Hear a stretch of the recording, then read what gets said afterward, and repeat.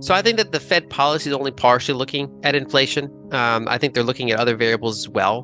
Back when they were fighting inflation harder in the early 2023, when we had a regional bank crisis, they favored kind of saving the banking system over getting inflation down as quickly as they could. And now they're cutting interest rates while inflation is still above their target. It's down, but it's above their target. In addition, the Fed only has a handful of levers to deal with inflation. So what the Fed does with their interest rates is that they try to encourage more borrowing, like more credit creation, or they try to slow down credit creation, depending on if they're trying to stimulate or they're trying to fight inflation. And the problem is that in the current environment, bank lending is only a small percentage of money creation. The fiscal deficits are a bigger component of it. In today's video, we're diving into Lyn Alden's insights on the liquidity outlook for 2025 and its implications for the global economy. Alden points out indicators that the U.S. might be coming out of a peak credit tightening phase, indicating that a more favorable liquidity environment may be on the horizon. This change may prepare the ground for future changes in asset prices. She also notes that a more optimistic outlook for global liquidity is being aided by China's increasing stimulus efforts. Alden gets cautiously hopeful about Bitcoin. She highlights the past relationship between Bitcoin's price fluctuations and liquidity circumstances. Bitcoin has frequently departed from this pattern as a result of valuation extremes rather than underlying changes. To ensure you don't miss any of our upcoming content, please like this video, subscribe to the channel, and enable post notifications if you're interested in learning more about how liquidity trends may influence the future of Bitcoin and other markets. You can also check out our other videos on cryptocurrencies and the digital asset space. Your engagement helps grow the channel. Thanks for watching and enjoy the video. So I'm moderately positive on liquidity for 2025. I think that, as I mentioned before, we're kind of coming out of signs of peak credit tightening in the US. And so that's pro liquidity. And globally, we're seeing more stimulus out of China. That's generally pro liquidity.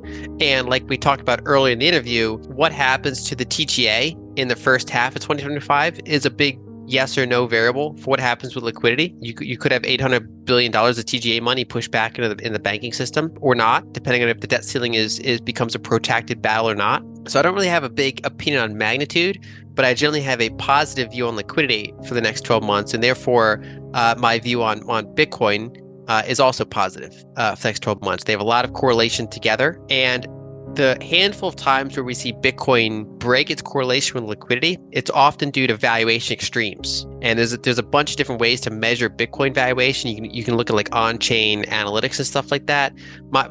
Generally my favorite is market cap to realized cap, which is to say, market cap is like, what's the current price of the coin multiplied by how many coins there are. Realized cap is like the on-chain cost basis. It's like the current value of all coins the last time they moved, the dollar price the last time they moved. And so when you get those really big bull runs, sometimes market cap can get way ahead of realized cap. Whereas other times, market cap is not that much higher, or it's rare cases below realized cap.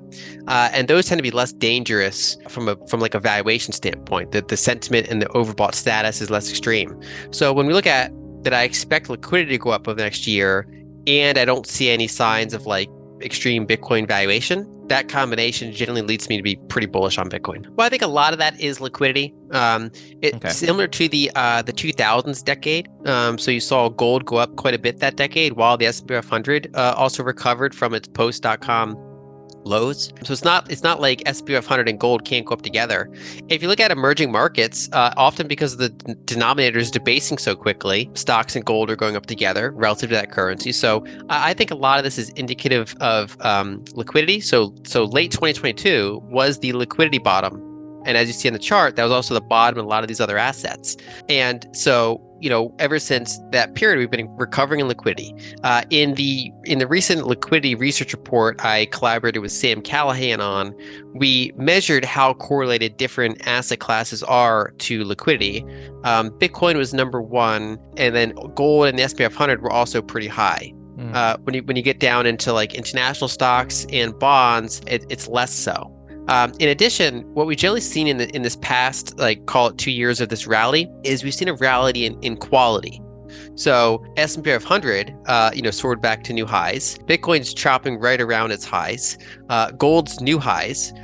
Whereas look, for example, at like ARK. so ARK Innovation ETF, unprofitable tech stocks, that's still nowhere near its highs. When you look at broad crypto, the vast majority of them are nowhere near their highs. And so in 2021, you had a rally in like everything. You had a rally in quality, you had a rally in junk, everything's going up. And what makes this rally somewhat different, one is that the liquidity is less explosive than 2021, even though it's positive.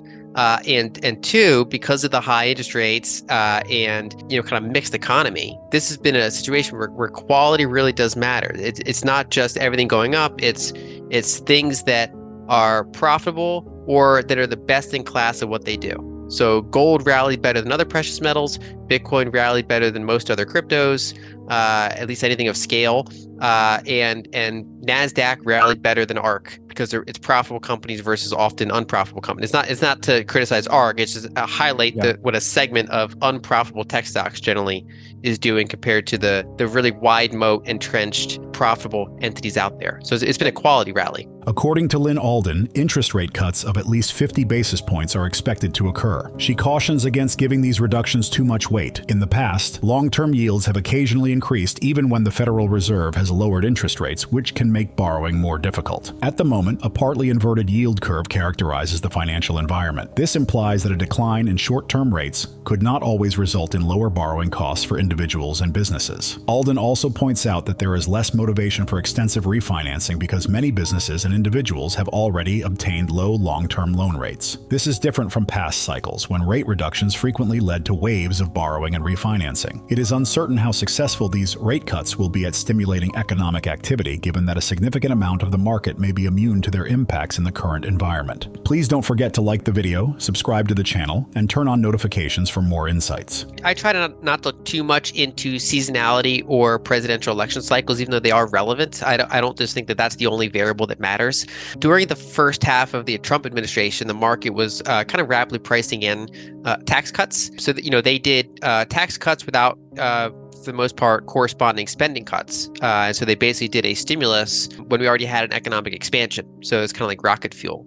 And then for the Biden administration, the first year was still fairly early in the recovery from the lockdown-induced recessions, combined with stimulus that started under the later years of Trump with the stimulus checks and then continued under Biden. And so those were both pretty notable. You would generally expect that if we get a Trump victory, probably the market starts pricing in another round of tax cuts of some sort. And if we get a Harris victory, it's a little bit more complex because she has a mix of wanting to increase some taxes while keep others low. So we have to remember that some of the Trump era tax cuts automatically expire by the end of next year. So I think that the Fed policy is only partially looking at inflation. I think they're looking at other variables as well.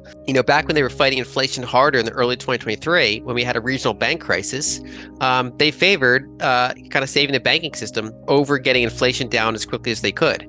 And now they're cutting interest rates while inflation is still above their target. It's down, but it's above their target. In addition, the Fed only has a handful of levers to deal with inflation. So what the Fed does with their interest rates is that they try to encourage more borrowing, like more credit creation, or they try to slow down credit creation, depending on if they're trying to stimulate or they're trying to fight inflation. And the problem is that in the current environment, bank lending is only a small percentage of money creation. The fiscal deficits are a bigger component of it.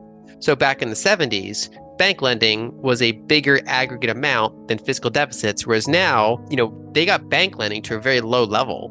Overall private credit growth, they successfully got it to a pretty low level, but that when they're running 7% of GDP deficits, there's still this like high watermark that's hard for the Fed to deal with. So, and they're not really interest rate sensitive. If interest rates go up, their deficits get even bigger. And they don't really cut spending based on the deficits. And if they were to have dysfunction in the treasury market, that you'd see the Fed step in and assist with it. So I think that that's one of the complicating things is that when the factors of inflation are outside of their control, they're not exclusively looking at inflation anymore. And instead, they're looking at a holistic thing of inflation, banking system stability, treasury market stability. And so some of those things can lead them to be more dovish than you'd otherwise expect from the inflation data that they see. My base case is looking for at least 50 basis points of cuts, and we'll see what the data says to warrant more of that. I try not to look too far ahead because the market, they'll price in 7 cuts at one point, and then like a quarter later they're pricing in 3, and so instead, what I'm generally focusing on is, okay, we're expecting mild cuts.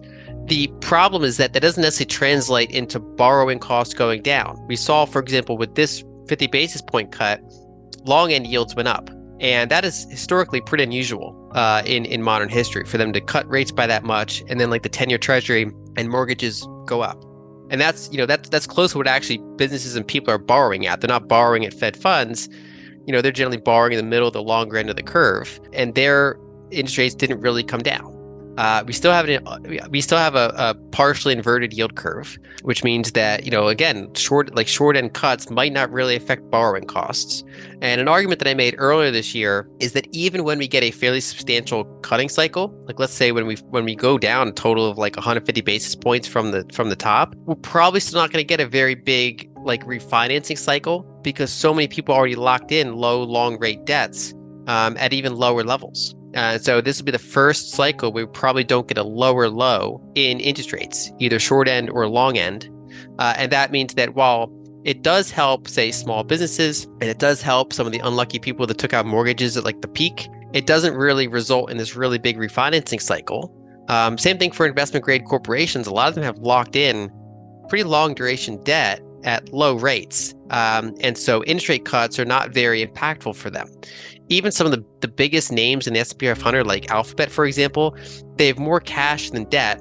And so actually lower interest rates, if anything, are mildly hurt them, because if, they're like, they've locked in a little bit of long-term fixed rate debt. They're holding a cash balance that earns interest.